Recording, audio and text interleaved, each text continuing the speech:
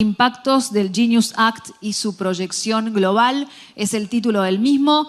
Y están aquí con nosotros Ximena Gambaro, abogada, egresada de la Facultad de Derecho de la Universidad de la República, que además va a ser la moderadora.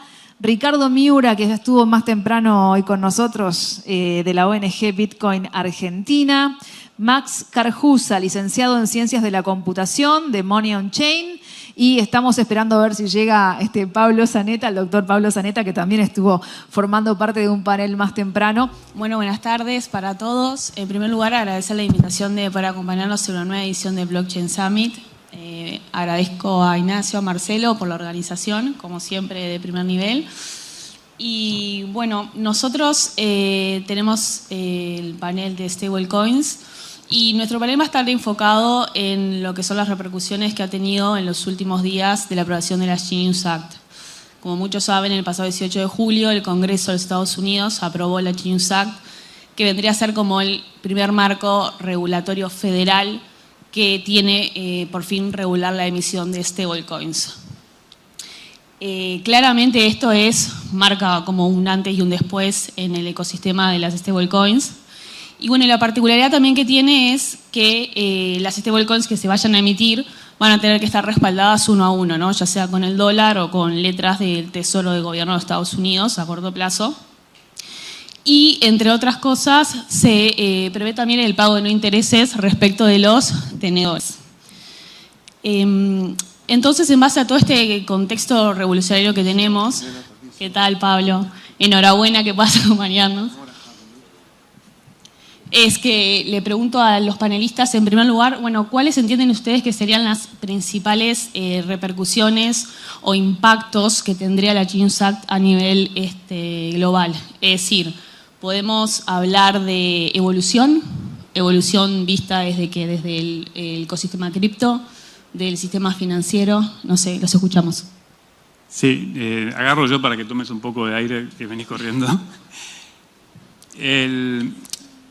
Esto es un objetivo que se había planteado el gobierno americano con una intención, un propósito, sobre todo financiero, ¿no? De poder colocar deuda a través de una plataforma cripto que sea, digamos, que llegue a todo el mundo. Desde ese punto de vista, lo que se espera es que tanto el gobierno de los Estados Unidos, a través de su necesidad de financiamiento ilimitada que tiene y por ende la vocación a emitir los bonos que van a ser respaldo de esas stablecoins que se van a emitir, tanto por el interés del gobierno de los Estados Unidos como por el interés de los emisores, sean bancos o sean también empresas fintech que van a poder entrar en este negocio, realmente se cundan las stablecoins, o sea, se coloquen, y no solo en Estados Unidos. La intención es que esto circule en todo el mundo. O sea, va a haber mucha presión para que las stablecoins circulen por todo el mundo. Y eso puesto así, yo creo que es un gran desafío para los que son los sistemas monetarios y bancarios tradicionales. Más que una novedad de blockchain, yo lo veo como una novedad de los sistemas monetarios y bancarios tradicionales. Esto desafía al sistema financiero como está hoy y plantea cuestiones que van a ir saliendo ahora en la charla seguramente, pero bueno, hagamos de cuenta que este token que tiene una garantía 100% en bonos del Tesoro y una prioridad legal al tenedor del token para cobrarse esos bonos del Tesoro, es tan duro como un papel, como un dólar de papel. Entonces, un token es igual a un billete a estos efectos. A partir de ahí es el layer 0 del nuevo sistema monetario. Y a partir de ahí se edifican las demás capas crediticias de multiplicación. Y bueno, y los emisores, no es la Reserva Federal, los emisores van a ser empresas fintech. Entonces yo lo veo principalmente como una novedad, una enorme novedad para los sistemas monetarios y financieros. Y bueno, no me quiero llevar toda la charla yo, pero me parece que yo lo pondría esto como un punto de partida. Sí, a ver, yo coincido 100% con lo que dijo Ricardo. Esto es una movida política muy interesante porque, por un lado, venga todo el ecosistema cripto a Estados Unidos. Esta va a ser el país pionero en cripto, y una vez que los tengo todos adentro, armo el corral y ahora todos juegan con las reglas que yo quiero, ¿no? Eso por un lado. Y por el otro lado, es muy interesante lo que va a suceder a partir de ahora con las stablecoins, ¿no? Porque las stablecoins centralizadas como Tether, USDC, como dice Ricardo, pasan a ser como $1, pasan a estar reguladas y de alguna manera garantizadas por el gobierno de Estados Unidos, con lo cual se espera que la demanda por esas stablecoins aumente muchísimo. O sea, hoy estamos viendo la puntita de lo que va a ser, la puntita del iceberg de lo que va a ser en unos años. Bueno, Max, aprovechando que nos diste tu opinión, desde tu experiencia en Money on Chain con Dollar on Chain, básicamente, ¿cuál sería entonces la principal diferencia conceptual y la diferencia más grande entre ese tipo de stablecoins y las que están o quedarían amparadas bajo la Genius Act? Bueno, primero vamos a aclarar por las dudas si alguno no lo sabe. Básicamente hay dos tipos de stablecoins. Están las stablecoins centralizadas, que son como USDT o USDC, donde hay una entidad central que emite y controla esos tokens contra, en este caso, dólares, billete en una cuenta bancaria o bonos del tesoro a corto plazo en una cuenta bancaria. Y también existen otros protocolos descentralizados donde no hay una entidad como Money on Chain o como fue al principio, como era DAI, donde no hay una entidad centralizada que emite los tokens, sino que son los mismos usuarios los que aportan el colateral y emiten los tokens. Bueno, la Genius Act expresamente excluye de la regulación a las monedas algorítmicas o las monedas que usen un colateral que no sea dólar o USDT. Con lo cual, esto le da la razón otra vez a Ricardo cuando decía que esto es una revolución para el sistema financiero. O sea, para el sistema financiero es mejor quizás que lo que tenemos hoy, porque esto nos va a dar más transparencia, nos va a permitir construir aplicaciones financieras en una blockchain donde todo el mundo las pueda ver, donde todo lo que suceda sea transparente. Pero al mismo tiempo, para cripto, para la industria cripto, para Bitcoin, es un paso para atrás, ¿no? Porque si nosotros pensamos, bueno, ¿por qué Bitcoin llegó? ¿Por qué estamos todos acá reunidos hablando de Bitcoin? Bueno, porque una de las características es que es descentralizado, que no se pueden cambiar las reglas, que nadie me puede frizar las monedas y tal. Con esto de la Genius Act estamos poniendo una capa que de alguna manera funciona como la capa anterior. No tengo descentralización, los coins me los pueden frizar, me pueden cambiar las reglas, etc. Perdóname, te agrego. Yo no creo que sea un retroceso para lo que es el ecosistema Bitcoin. Ahora, esto es, te repito, viéndolo desde el punto de vista de los bancos, es un avance a una mayor funcionalidad y transparencia, y lo pusiste bien y coincido. Respecto de Bitcoin, Bitcoin don't care, va a seguir, y lo único importante, o sea, está bien, estas stablecoins son centralizadas y un requisito de la Genius Act es que puedan ser frisadas, monitoreadas, o sea que claramente la Genius Act pretende centralización y pretende exigir capacidad de control sobre esa centralización, sobre las monedas.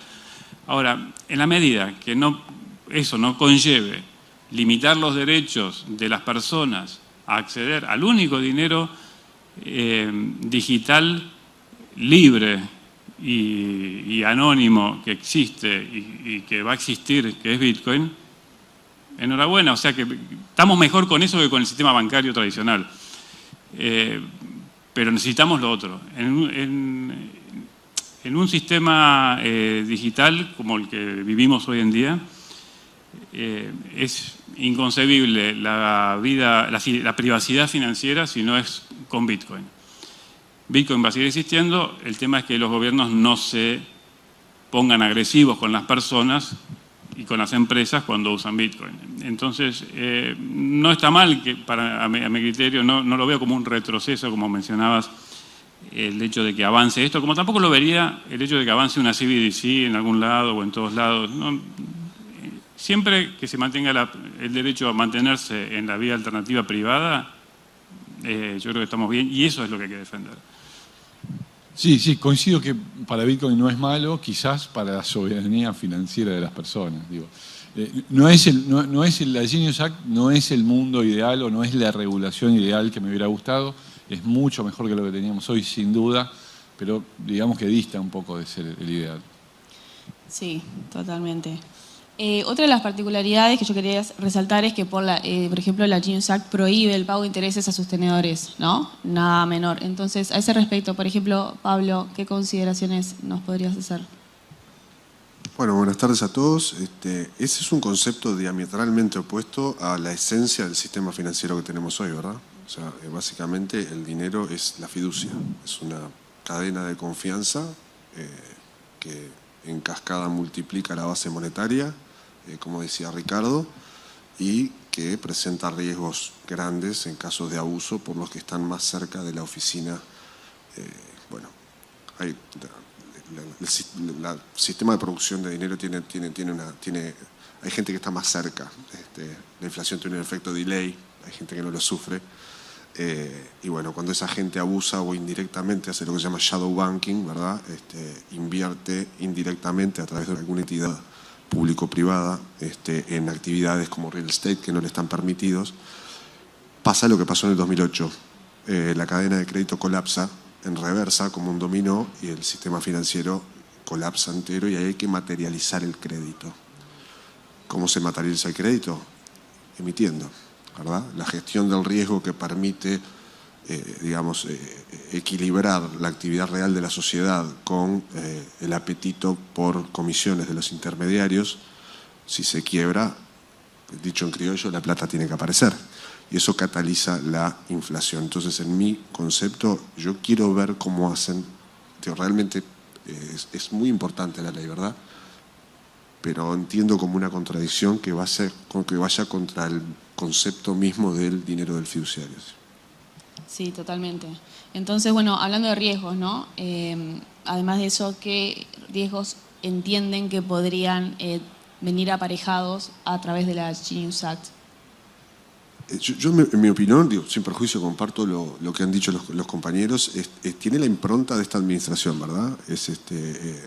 Una de las consecuencias o riesgos es que hay una enorme parte del sistema financiero actual que tiene trabajos, familias que dependen de él y demás.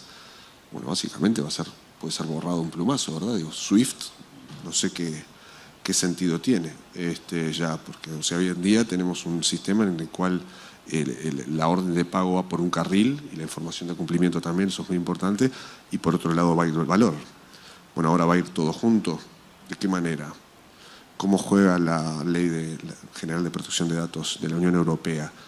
Y hablando a nivel internacional, la Genius Act, entre otras cosas, dice que los emisores no autorizados o extranjeros también tienen que someterse a la supervisión del Currency Controller, que es otra oficina, que es otro departamento del Tesoro, subdepartamento del Tesoro, que es sumamente importante y no se conoce, lo que en esencia quiere decir que tienen que someterse a la ley americana, como estaban diciendo los compañeros. Bueno, por eso Europa se ha resistido tanto. Entonces, va a generar una convulsión en cierta forma, ¿verdad? Hay mucho por ver, en mi opinión, todavía. Sí. Si hablas de peligros, no sé si llamarlo un peligro, pero claramente es una amenaza al statu quo. Recién hablábamos de cómo impacta en el sistema financiero. Vale la pena pensar cómo impacta también a nivel político, ¿no? Un deseo que tiene todo país y que lo defiende con uñas y dientes es el de la llamada soberanía monetaria, que para mi criterio es más o menos preservarse el poder de poder robar a los ciudadanos con la inflación y que no los roben otros gobiernos con la inflación de otras monedas o, digamos, limitarles la posibilidad de acceder a mejores monedas. Cuando vos tenés una situación de dolarización de hecho, como la que plantea, si es cierto este pronóstico que estamos haciendo, ¿no? Genius Act va a generar grandes incentivos para que se difunda las stablecoins, que son prácticamente igual que moneda de dólar. bueno, va a pasar a ser la mejor moneda del planeta después de Bitcoin, ¿no? Y como la mejor moneda, bueno, debería ser la más apetecible. Y los ciudadanos de Uruguay, de Argentina, ¿qué van a preferir? ¿Esa moneda o las monedas fiduciarias locales cargadas de la inflación local y de las manipulaciones del gobierno local? Y el gobierno frente a eso, bueno, evidentemente asumo que la población va a tender a preferir ahorrar y transaccionar y operar en stablecoins, porque si bien las stablecoins estas no van a tener interés por diseño, sí van a poder ser invertidas. Entonces yo tengo una stablecoin que no genera interés, pero la puedo inmediatamente meter en un protocolo fiduciario de DeFi o en una entidad financiera que lo va a agarrar para prestárselo a otro y me va a pagar un interés por eso. Eso se va a poder hacer. La gente va a preferir tener eso. ¿El gobierno qué va a hacer? ¿Le va a prohibir a sus ciudadanos acceder a la mejor moneda en circulación del mundo? ¿O va a decir, bueno, ya está, listo, no peleo más, me doy por dolarizado, me dedico a financiarme con otras cosas que no sea con inflación y a soportar de alguna manera la inflación del gobierno americano? Eso sería una amenaza, la de la política monetaria. Los gobiernos periféricos del sector de influencia de Estados Unidos, como somos nosotros, se quedan sin política monetaria. Yo eso no lo veo tan claro, porque hoy el dólar es la mejor moneda del mundo después del Bitcoin. Entonces, eso no cambia. Ponele que ahora va a ser un poquito mejor, porque si yo hoy quiero ir al almacén y comprar la leche con dólares, se me complica con el cambio, ¿no? Claro, porque el dólar es la mejor moneda, pero el dólar es o billete o un depósito en un banco en Estados Unidos o en Argentina más o menos. Entonces no tenés tanto acceso a dólares. Acá vas a tener un dólar en el celular y que lo podés tener acá o en China, así, en un instante. Sí, yo no veo tan claro que la gente masivamente se vuelque al dólar a partir de que el dólar sea digital. Porque, digo, ya existen las stablecoins, no son algo que estamos inventando hoy, las stablecoins ya existían, la diferencia es que hoy, a partir de la Genius Act, las podés integrar con el sistema financiero. Bueno, ponele que ahora es un poco más interesante, yo puedo hacer un depósito en un banco en Estados Unidos, no todavía, pero seguramente en breve lo voy a poder hacer, desde acá mandando mis USDC o USDT. O en el caso que vos decías hace un rato, si yo quiero mandar plata de mi banco en Estados Unidos a mi banco en Europa, quizás el banco mande la información como la manda hoy y por otro lado mande en lugar de mandar pesos como los manda hoy por SWIFT, bueno, mandará USDT a la cuenta del otro banco, de la misma forma que hay hoy. Yo no veo que eso sea muy en detrimento de las monedas locales, ni que eso obligue a los gobiernos de alguna manera a no darle tanto a la maquinita para emitir. Porque, sin ir más lejos, acá al lado está Argentina, que los argentinos son los que más dólares, billetes tienen en el mundo, y a pesar de tener el cepo y a pesar de todo, o sea, no es que los argentinos van a tener más dólares porque ahora es digital. Yo ¿sabes?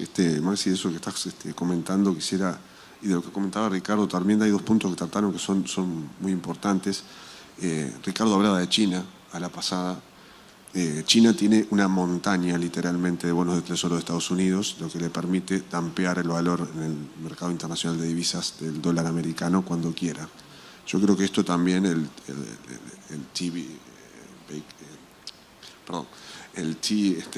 Treasury Backed Stablecoins, la nueva versión del bono del tesoro, ¿verdad? Que sería aparentemente para stablecoins, de cierta forma puede empezar también a limpiar el exceso descomunal de dólares que hay a la vuelta y que tienen algunos países. Y por otro lado, de lo que decías, Maxi, es importante tener en cuenta también que cuando yo interactúo con un smart contract y le pido que envíe, yo no le envío dinero a Jimena, ¿verdad? En realidad yo interactúo con un smart contract que tiene la información de cuál es la cuenta, en el caso de que usemos una blockchain basada en cuentas, ¿verdad? Tipo como Ethereum, no Cardano, hay algunas otras que tienen diseños distintos, pero básicamente yo interactúo con un smart contract que tiene identificadas, entre comillas, la cuenta beneficiaria. Entonces el juego ordenante y beneficiario puede ser centralizado, como estábamos diciendo hoy. ¿Qué va a pasar con los deployments de stablecoins que ya existen? O sea, estábamos hablando de que pueden ser depositadas en una institución de Estados Unidos, pero obviamente, por lo menos en mi opinión, va a haber una progresiva sustitución que va a ser a una supervisión directa de lo que está haciendo uno, ¿verdad? Si yo empiezo a usar mañana, una persona cualquiera, una stablecoin, a la persona común no le importa si es stablecoin, si no es stablecoin, le importa que haya dólar, como decía Omar, si es así.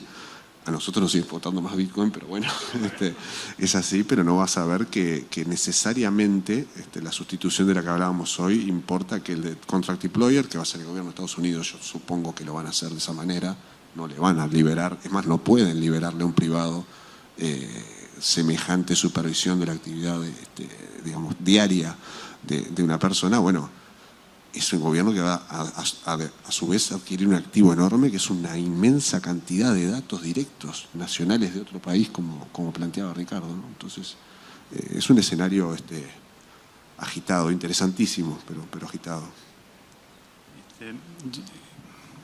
Yo querría agregar solamente una cosa de por qué yo creo que sí va a haber una efervescencia y una ola, y es que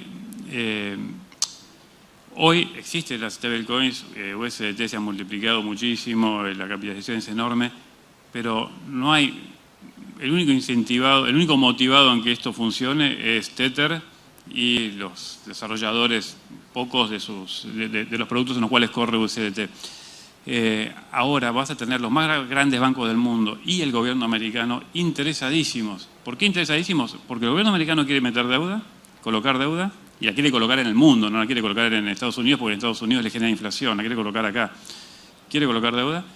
Y los bancos y las fintechs que entran en el negocio de emitir stablecoins es un renegocio porque se quedan con el spread de los intereses que paga el bono americano. Entonces va a haber mucho incentivo para que nos enchufen a ver si se entiende en criollo, ¿no? Para que se enchufen las stablecoins. Entonces va a venir el banco, te va a ofrecer cosas bonitas, aplicaciones amigables, beneficios, te van a bonificar no te pueden pagar intereses, pero te van a bonificar las cuotas, los fees para transaccionar, y seguramente te van a decir, bueno, comprala, y después te van a dar instrumentos financieros para poder hacerla rendir, ese tipo de cosas.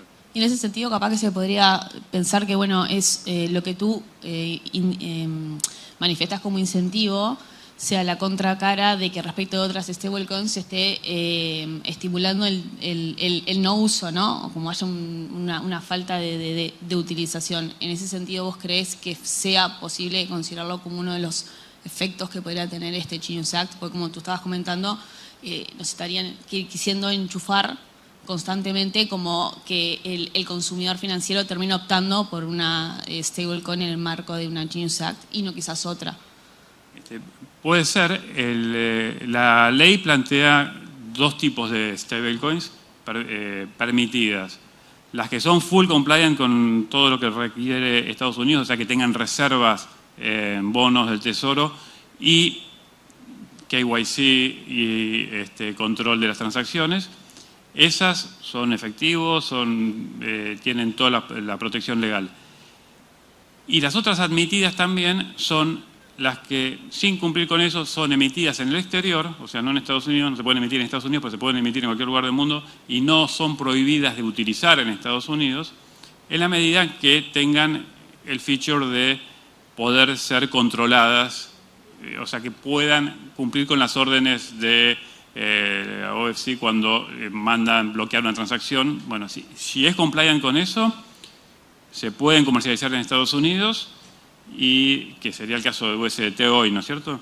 Se pueden comercializar en Estados Unidos y tienen un pequeño desincentivo, no pueden ser utilizadas, no pueden ser consideradas como equivalente a cash en la contabilidad, y no pueden ser utilizadas para liquidar transacciones financieras, algunos desincentivos comerciales dentro de los Estados Unidos, pero esas van a circular.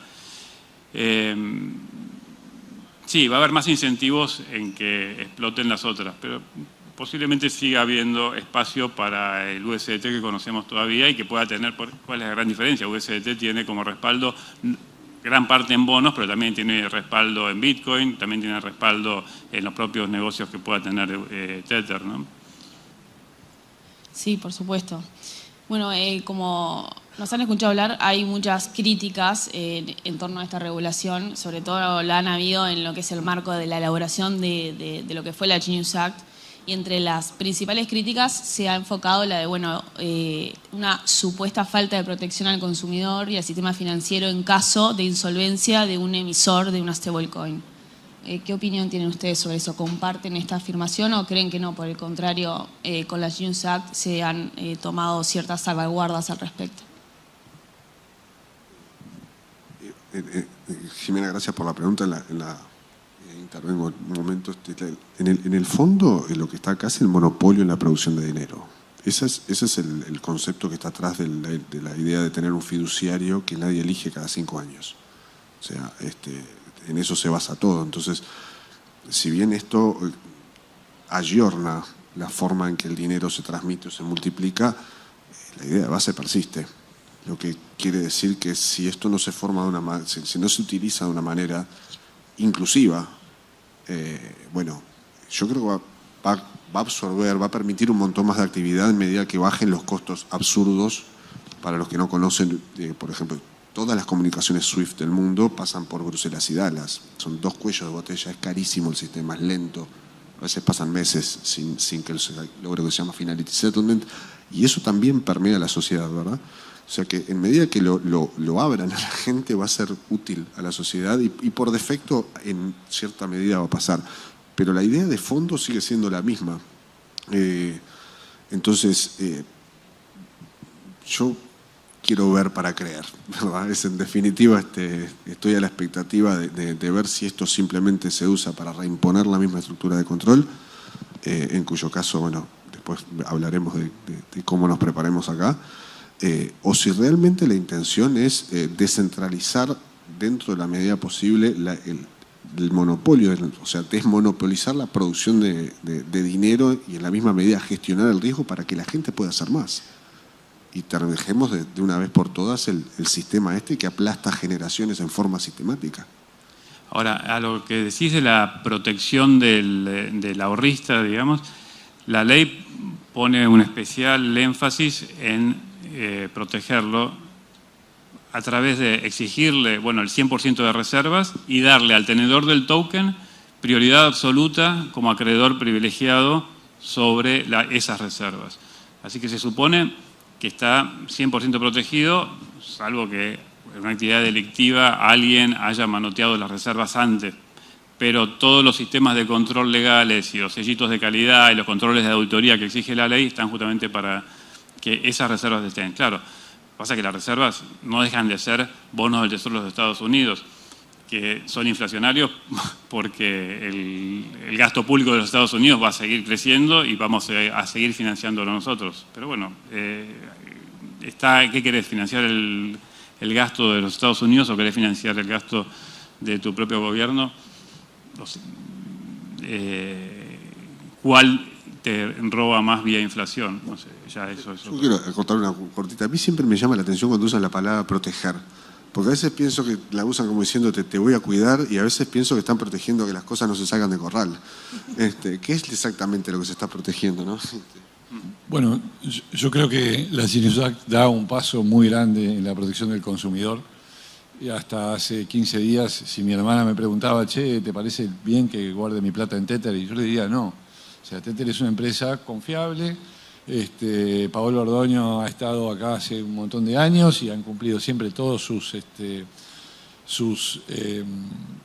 compromisos, pero tiene una falta de transparencia absoluta.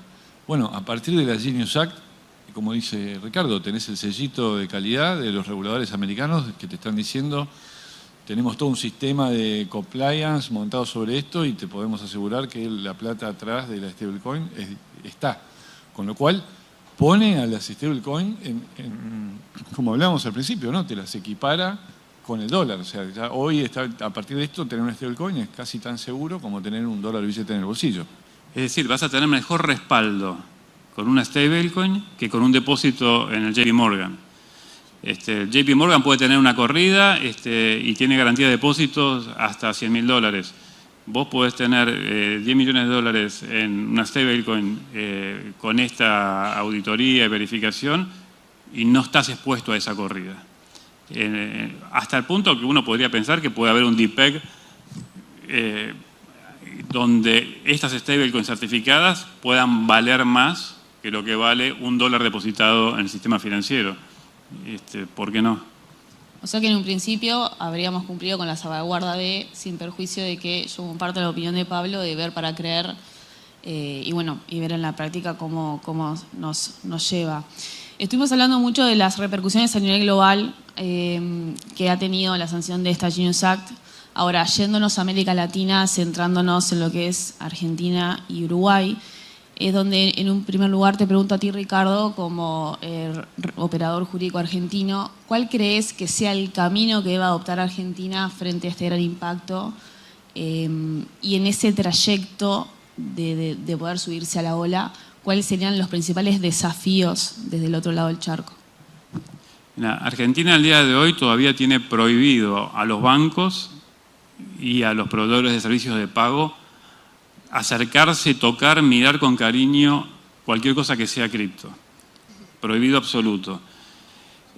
O sea, esto es exactamente lo contrario de lo que hay que hacer en este momento, que es tirarse de cabeza a ser los first movers en este ecosistema que va a explotar y posicionarse lo mejor posible. Bueno, ustedes se caracterizan por eso, gran parte. Nos caracterizamos por todo lo que signifique control de cambio, todo lo que sea protecciones, valga la palabra mal usada, protecciones para el valor del peso. Y ahora, sí, necesitas que el sistema financiero, se tire de cabeza a entender y a moverse en el ecosistema cripto y empezar a edificar todos los servicios que se pueden prestar a el ciudadano que vaya a tener en la mano una stablecoin con reservas del bonos del tesoro. Esas cripto que son casi oro en polvo, por decirlo de una metáfora, hay que darles movimiento, hay que darles rentabilidad, usabilidad. Y eso se va a hacer con infraestructura cripto, porque ese token va a ser un token emitido, no sé, cada cual lo emitirá en alguna blockchain distinta, pero evidentemente va a haber bridges y va a haber, armar esa estructura, esa infraestructura, es algo que el sistema financiero tiene que hacer desde el punto de vista tecnológico, desde el punto de vista comercial, desde el punto de vista de usabilidad, todo eso es lo que tiene que estar haciendo y no prohibiendo acercarse a cripto porque por ahí se nos van a ir las reservas. O sea, eso es lo que no deberían hacer claramente. No, claro. Bien. La realidad nuestra o la uruguaya es bastante distinta a la argentina. Nosotros siempre vamos 2, 3 pasos más atrás. Entonces ahí es donde a ti, Pablo, te hago la misma pregunta. Partiendo del contexto en el cual nosotros nos encontramos a nivel país, con una ley de activos virtuales de promulgación reciente, que en los hechos no dice nada, modifica 2 artículos de la Carta Orgánica del Banco Central para delegar en el BCU la regulación de la actividad de los proveedores de activos sobre servicios virtuales y todo un proyecto de elaboración que está trabajando el Banco Central, que hoy más temprano tuvimos la oportunidad de escucharlos en un panel de la mañana y que seguramente tengamos noticias en el mes entrante. ¿Qué decís, Uruguay puede hacer el esfuerzo y nos subimos a la ola o otra vez nos quedamos observando desde afuera? La esperanza, Jimena, y te agradezco y voy completamente en línea con lo que estás diciendo, es que Uruguay de una buena vez se mueva y deje de amagar. Tenemos una cáscara, estuvimos años mirando temerosos al Gafi, el mundo se está moviendo. Y si hay algo que tienen los argentinos que no tenemos acá, es que nos gusta demasiado el status quo y allá se tiran al agua y empiezan. El know-how es clave en esto y yo me he reunido con oficiales senior de diversos bancos, no tienen ni idea. Es preocupante básicamente la impronta sigue siendo la misma, ¿no? Una suerte de impronta prepotente de bloquear y algunos a dedo pasan por el costado. Bueno, eso se tiene que terminar. Yo espero que a las fintechs que hay las saquen del ostracismo en las que deliberadamente las han puesto, porque son los que tienen el conocimiento y están armando los equipos para que Uruguay logre posicionarse. Entonces, espero que los dejen hacer. Sí, igual creo que eso va de la mano un poco también de lo que ha sido la política legislativa tradicional uruguaya. Nosotros somos muy conservadores a la hora de regular. Hay muchos que se abrazan del mantra de regulemos por regular, y ahí es donde personalmente entiendo que matamos a la industria. Digo, Uruguay ya tiene gran experiencia con esos temas. Creo que es uno de los pocos países en donde el crowdfunding no ha funcionado. ¿Por qué? Porque lo llenaron de normativa castrante banco centralista, y la prueba está que tenemos una sola empresa administradora de plataforma 3 o 4 años después de la sanción de la ley. Es difícil. Es muy difícil, y hay un tema de integración también. El Mercosur famoso, ¿hace cuánto que lo tenemos y no sirvió para nada? ¿Verdad? No tenemos un mercado potencial muchísimo más amplio del que usamos, y no ha servido, y en Uruguay somos muy ombliguistas, ¿verdad? Somos una aldea, en muchas cosas es la realidad. Una provincia, si quieren, una cosa es menos. Porque, por ejemplo, la ley de crowdfunding, en realidad el destino es reflotar a la Bolsa de Valores de Montevideo. Esa es la realidad, ¿verdad? Yo lo digo con todo respeto, pero en el fondo es lo que está atrás, y no logró el objetivo. Claramente, Entonces, ¿no? Porque quedó coartado con un montón de requerimientos, garantías, costos y demás. exactamente. Y la idea del crowdfunding es juntar 3 panaderías, una estación de servicio y 2 farmacias y hacer un fideicomiso. Eso es lo que tiene que pasar. Tal es el poder de esta tecnología que, liberada a la gente, que en su inmensa mayoría es gente de bien, y a los que son de mal ya los conocemos sobradamente, podemos juntarnos nosotros 4 y armamos un fideicomiso con negocios pequeñitos dispersados por toda esta geografía, y funciona. Esa es la maravilla que tiene.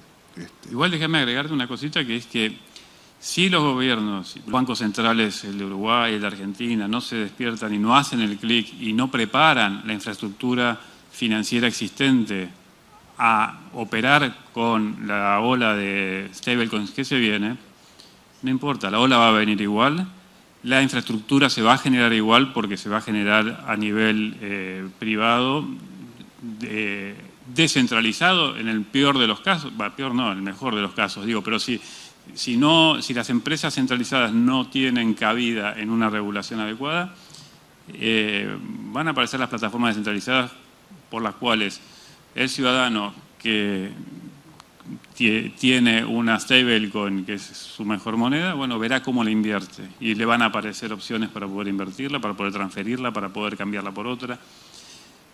Sería ideal, si uno tiene respeto por su sistema financiero, el de su país, sería ideal que el sistema financiero esté a la altura de eso, porque bueno, ahí hay un montón de know-how adquirido y confianza del público y demás, que pueda estar a la altura de esta revolución. Si no lo está, la revolución va a seguir de abajo para arriba y va a ir... creo que ahí también está el espacio para los developers, como el amigo Max, que van a empezar a poner el foco en todos los servicios que hay que darle para armar esa infraestructura para los stablecoins. Sí, yo creo que personalmente igual me parece que Uruguay una vez más va a asumir una actitud pasiva. Me parece que primero va a mover la cabeza y va a ver a sus vecinos a ver qué hacen con esto, como lo hemos hecho en reiteradas oportunidades, y en función de eso verá. Creo que también lo que va a terminar de mover la balanza va a ser, la normativa banco centralista, que esté por salir ahora. Gran pregunta, ¿no? Con qué van a hacer con el tema de las stablecoins también. Y eso me parece que va a empezar a inclinar la balanza para después terminar en este tipo de escenario. Sin duda, sí hay que quebrar una lanza, porque el Banco Central ha hecho un trabajo enorme, ha dispuesto un enorme esfuerzo y de tiempo por la palmaria incapacidad de nuestro sistema político de hablar de otra cosa que no sean sus necesidades inmediatas, ¿no? Los proyectos que presentaron los partidos políticos, lo que yo leí fue tipo, me quedé así, como diciendo, ¿escucharon hablar de esto alguna vez? Por lo menos el Banco Central tomó una actitud mesurada, seguía básicamente, yo estoy esperando varios estamos esperando que la guía de Gafi de octubre de 2021 sea en realidad lo que informe ese esqueleto que tenemos. Eso está mencionado en la Genius Act expresamente, ¿verdad? Hay un juego entre proveedores de servicios virtuales, autorizaciones, ¿verdad? Tipos de moneda estable que intenta pavimentar un camino para amalgamar cosas que son previas y que antes hicieron mucho ruido, como la misma guía del 2019, que aplicaba la regla de viaje por defecto y básicamente implicaba el fin en los hechos de este ecosistema, ¿no? En ese sentido, el Banco Central ha actuado con mucha prudencia. ¿Por qué? Porque el Banco Central tiene potestades hasta cierto punto, que no puede pasar. Necesitamos el sistema político en Bueno, esto. eso es lo que hablaba Patricia hoy, justamente. Totalmente de acuerdo. Hasta que el sistema político no entienda que tiene que dejar de preocuparse por sus propias necesidades y tiene que acompañar al Banco Central, respaldarlo legalmente porque la legitimidad está ahí, bueno, el Banco Central no puede exceder el principio de legalidad y el principio de competencia, que son de orden constitucional, ¿verdad? No puede derogar el Código Civil, no puede modificar el Código de Comercio, eso está fuera de su ámbito de competencia y realmente lo han cargado con algo de una forma bastante despectiva, en cierta forma, prepotente, si me permiten la palabra. Están haciendo lo mejor que pueden. Sí, totalmente.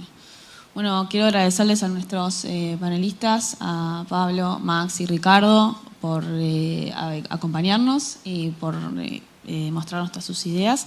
Y acá donde abrimos el espacio de preguntas al público. Ya acerco el micrófono. Gracias. Solo escucho Bitcoin. Los escucho hablar, ¿sí? Y veo las stablecoins que se van a adoptar más y qué sé yo, y encima stablecoins basadas en deuda, ¿no? De un Estado que tiene mucho poder y que de repente podría llegar a tener aún más poder, o sea, aún más capacidad de abusar de ese poder, ¿no? Y de abusar de la deuda. Y lo único que veo es, wow, cada vez más gente va a derribar la barrera con respecto a sí, cripto no. Más gente se va a sentir cómoda con utilizar estos temas y sin embargo todos se van a terminar siendo defraudados o por los bridges o por las fallas y por el sobrecontrol y la qué sé yo que le implica las stablecoins, ¿sí? Y el único que está ahí disponible y que no es eso es Bitcoin. Por lo cual escucho esto y digo, bueno, sí, quizás se adopte un montón y quizás los países, y seguramente vendrá una guerra entre países, porque Mica quiere que sean con euros, ¿no? Y estos quieren con todo. Entonces va a estar esta guerra de la cual siempre venimos hablando de geoeconómica, geomonetaria, digamos, ¿sí? Y los abusos que van a representar, y ahí va a estar Bitcoin abajo recibiendo. Y por otro lado, te escucho, Ricardo, cuando decís, bueno, esta la están haciendo que cumpla con esta condición, con todas estas cosas que Bitcoin definitivamente no cumple, ¿sí? Y entonces, hasta veo todavía con mejor ojo, muy probablemente, yo lo vengo diciendo hace tiempo, pero creo que cada vez más, va a pasar que van a querer prohibir Bitcoin. Y ese es el momento ideal donde uno dice, pucha, entonces hay que estar 100% en Bitcoin. Porque van a prohibirlo ¿para qué cosa? No para reservas de Estado y como depósito. Te van a decir, sí, lo puedes tener, pero no para hacer pago de lo que vos quieras, o etcétera. Entonces, digo, todo me dice, chicos, es el momento de estar cada vez más metidos y entendiendo que Bitcoin es hacia dónde va todo esto. O sea, el abuso y el abuso de poder, la pelea que se viene, la expansión la derribación de barreras respecto a cripto. Y encima, el Bitcoin me lo quiero quedar yo y no quiero... Va a pasar, no lo queremos para nosotros y no para todos los demás, ¿sí? Lo puedo usar para esto y no para aquello. Dentro de la libertad que ofrece Bitcoin, es tipo... Me deja muy alegre y muy contento, yo como Bitcoiner, ¿no? No sé si comparten nuestra visión. Sí, por supuesto, comparto. Desde este punto de vista, las stablecoins pasan a ser el nuevo sistema financiero, o sea, va a ser la estructura del nuevo sistema financiero bancario, toda moneda bancaria en definitiva, aunque sea cripto, va a ser moneda bancaria. Y Bitcoin va a ser el único cash real, digamos, la única moneda digital privada, está claro. Lo bueno es que el momento político, el que está impulsando esto es Estados Unidos en un momento político en el cual el electorado le exigió a Trump, le exigió que respete a Bitcoin. Y entonces, a la par de la Genius Act, está tramitando, todavía no tiene la sanción definitiva, la Clarity Act, que está ordenada a darle un ámbito de respeto a Bitcoin, a los criptoactivos descentralizados, maduros, que es por antonomasia Bitcoin. Con lo cual, políticamente hay un respaldo a que hoy no hay sustento político para prohibirlo. Pero bueno, está bien, pueden no prohibirlo, pero cobrarle más impuestos. Sí. Coincido, no creo que le cobren más impuestos, están yendo en el otro sentido. Yo no veo cómo Estados Unidos podría declarar Bitcoin ilegal. Sí puede ocurrir alguna cosa como pasó allá por los años 20, en 1932 creo que fue, que incautaron el oro, ¿no? Que digan, bueno, a partir de ahora el Bitcoin es tesoro nacional, es nuestra reserva y la gente tiene que entregar los Bitcoins y nosotros se los vamos a guardar acá y les vamos a dar dólares convertirles a Bitcoin, como pasó en su momento. Eso sí puede pasar, como decías vos. No veo un escenario donde el Bitcoin pase a ser estrictamente ilegal. Bueno, eso es prohibirlo, lo que acabas de decir. Si llega a venir el decreto... Pero podría ser algo, no sé... Yo, por un lado pienso que es impracticable, ¿no? De la misma manera que fue impracticable en su momento, que a aquel le incautaron el oro a 4 o 5 y el resto se guardó el oro en el bolsillo y dijo, ya lo entregué.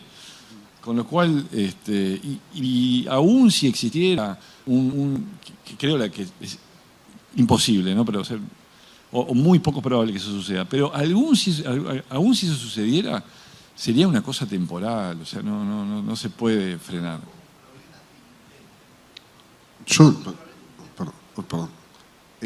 Perdón, me permito, sonó como muy fuerte, ¿no? Ahí de nuevo. Yo no creo que vayan a prohibir Bitcoin. Hay una cosa en el cripto que se llama el last mile problem, el problema de la última milla, que es cómo haces con Bitcoin para ir a comprar caramelos. No pagás ni las transacciones. Bitcoin es lo que se llama un commodity money, ¿sí? Es un commodity. La gran preocupación siempre, o mucho más preocupación que Bitcoin en este tiempo, fueron las monedas estables. Primero que nada porque cuando empezaron eran imprentas que no eran controladas por nadie, ¿verdad? Si alguien, ustedes los que conocemos cómo funciona Twitter, cómo funciona no la empresa por dentro, sino cómo es que se emiten, bueno, básicamente había gente imprimiendo dólares sin permiso. Ese es un poco el concepto, ¿verdad? Entonces, ¿cómo juega eso en la inflación? En los hechos, esto es una muestra de que el ecosistema cripto ha respaldado el valor del dólar, lejos de afectarlo, ¿verdad? Que es algo de lo que muchas veces nos habían acusado. Bueno, sí, entonces tengo la camiseta puesta, ¿qué quieren que les diga? Entonces, Bitcoin creo que es una preocupación secundaria para el sistema americano, y recordemos que Bitcoin en el global de todos los mercados que hay el mercado cripto es chiquititito. Entonces, la sociedad es una síntesis. Yo no veo un escenario de prohibición, creo que eso ya pasó. Sí veo un escenario de mayor control y sí de absorción, como en Bretton Woods, ¿verdad? El oro monetario se queda acá, vos podés redimir lo tuyo por lo mío. ¿Qué pasa con las monedas nacionales? ¿Para qué tengo que seguir haciendo ese puente? Yo creo que algunas cabezas van a rodar, pero no van a ir por el lado de la prohibición de Bitcoin, sino que las cabezas que pueden rodar están adentro del mismo sistema financiero. Sí, estoy por acá, me moví con una pregunta de Gabriel y ya con esto cerramos. Una pregunta cortita. ¿Quién les parece que son los perdedores de estas leyes? O sea, estamos en un mundo inflacionario, todos los gobiernos al borde de la quiebra, peleándose por colocar sus bonos, y Estados Unidos con las stablecoins encontró la forma de colocar una gran cantidad de su deuda. ¿Quiénes son los perdedores de estas leyes? Y por otro lado, si la ley y los stablecoins americanos son el peor de los males en comparación a lo que Europa está intentando hacer con los CBDCs, si la combinación de estas dos cosas no le da un ángulo muy fuerte a Estados Unidos versus lo que va a suceder en Europa. Yo creo que los primeros perdedores son los gobiernos como el nuestro, que no van a poder parar esto y van a perder esta política monetaria que hoy hacen, que es inflacionar su moneda y financiarse con eso. Ese va a ser el gran perdedor. Y bueno, el sistema bancario, si el gobierno no lo deja subirse a esta ola y aprovechar de alguna manera esta nueva moneda.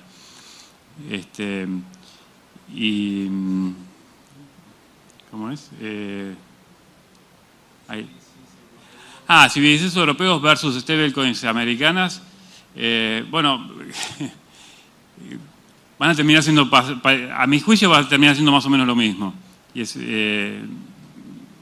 no es peor una cosa que la otra, a mi criterio. Están muy mal vistas las CBDCs, también como las exponen en Europa, queda horrible porque hablan siempre de la programación y del control y qué sé yo.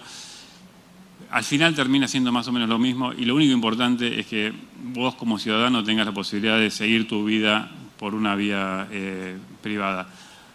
Una CBDC no es muy distinto que un saldo bancario en un banco que está totalmente fiscalizado, que es lo que hoy todos tenemos en los sistemas bancarios en el mundo. No te cambia nada. Así que, y las stablecoins también salen de la mano de otra ley que tiene media sanción en Estados Unidos, que es la prohibición de las CBDCs en Estados Unidos, que tampoco significa demasiado, porque la verdad que las stablecoins así, con respaldo obligatorio de bono del Tesoro, supervisión y auditoría regulada y sello de calidad americano, es lo mismo. Y KYC, KYT obligatorio, es lo mismo. Sí, yo coincido con Ricardo. Pareciera que los perdedores son, te diría que posiblemente el Banco Central Europeo, el Banco Chino, que están perdiendo esta oportunidad. O sea, va a haber una enorme demanda de stablecoins que se le va a llevar a Estados Unidos. Por otro lado, en el corto plazo pareciera que pierden los proyectos de stablecoin descentralizados, como Money on Chain, porque los apartás del sistema financiero, ¿no? Enchufás todo lo demás, puede ir al sistema financiero, pero descentralizado no puede estar en el sistema financiero. Entonces, a corto plazo pareciera que es peor para proyectos como Money on Chain. Pero vas a ver que hay una vuelta de tuerca. Si vos dijiste, comparemos con la CBDC. Bueno, si yo voy con la forma, ¿no? La escucho a Lagarde hablando de la CBDC que quiere implementar en Europa, me da terror. Digo, no, lo que está haciendo Trump está buenísimo, la Genius Act al final está espectacular, sobre todo porque son tres leyes, ¿no? Está la Genius Act, está la Clarity Act y después está esta anti-CBDC y Surveillance. Entonces, a ver, si yo me lo creo eso, la de Estados Unidos es buenísima. Pero en realidad, cuando vos vas a ver técnicamente cómo se está implementando la cuestión con UST y USDC, Estados Unidos va a tener un control total y absoluto, ¿no? Y ahí se pone súper de manifiesto algo que omitimos cuando vos preguntaste los riesgos de la CBDC. El riesgo más grande de la CBDC es que esto sea un éxito, que estemos todos contentos, que estemos todos usando CBDC y que de repente tengas un dictador en Estados Unidos que se le ocurre bloquearle el dinero a todos los del partido opositor, ¿no? Entonces, esto, por más que tengas el ACT y todo lo que se te ocurra en esta tercera ley en Estados Unidos, te equipara lo que está haciendo Estados Unidos a ese terror que le tenemos a Europa. Y acá viene la vuelta de tuerca. Si eso sucediera, estos proyectos que al principio se ven como los más damnificados porque quedaron excluidos del sistema financiero, serían la salida para la gente, ¿no? Sí, yo no creo que sea damnificado, tampoco en la largada.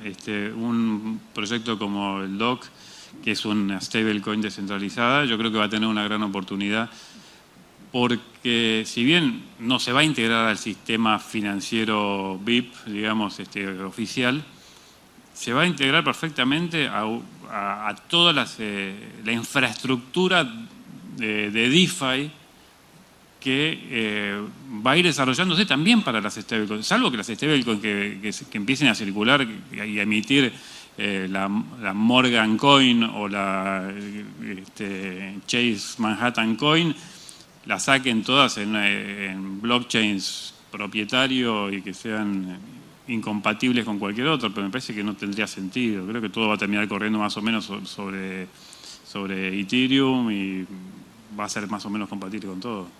Yo sin robar mucho tiempo, una cosa que no habíamos, que hablamos ayer y preparando el panel y no tocamos, es algo que se llama Special Drawing Rights, o derechos especiales de giro, no sé si lo escucharon nombrar. Es como una pseudomoneda del Fondo Monetario Internacional, que es como imagínense una canasta compuesta en porcentajes por distintas monedas de reserva global, ¿sí? Más o menos con esta incorporación de las monedas estables que hace Estados Unidos, manteniendo la proporción que es, si no me equivoco, 42% dólares, 12% euros, 10% yenes, perdón, 10% yenes y 10% renminbi chino y no me acuerdo, y libras esterlinas, no me acuerdo de eso. Eso es lo que divide el mundo, por un montón de motivos que lo podemos hablar largo y tendido. Si no se corre mucho, se empuja demasiado, yo creo que esas proporciones deberían lograr un acuerdo con Europa. No creo que nadie creo que el riesgo de que hubiera una guerra, como planteaba el compañero recién, pasó. O sea, está ahí, pero era mucho más peligroso antes.